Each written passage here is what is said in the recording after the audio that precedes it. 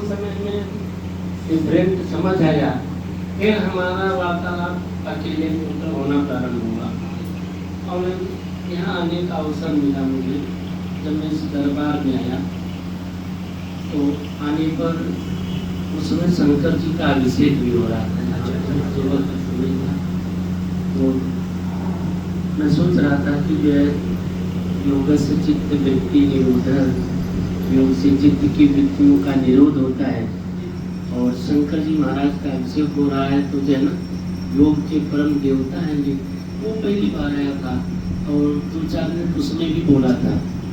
तो जब सब बोल लिए तो माता जी ने बोला कि प्रसाद दे करके भेजिए।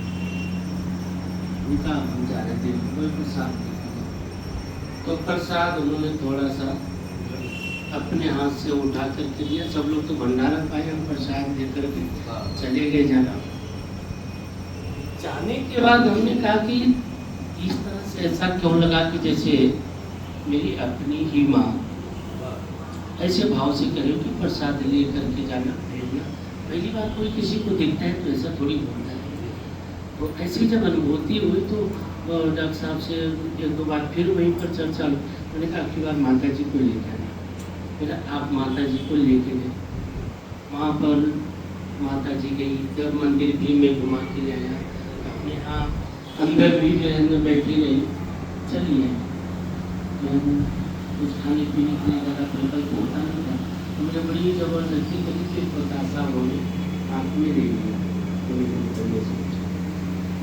उसके कुछ दिन बाद, शायद गुरु पूर्णिमा के बाद, मैं लौट करके वापस आया पंजाब से और डॉक्टर साहब को जो भैया ने कहा कि महाराज आ गए हैं क्या?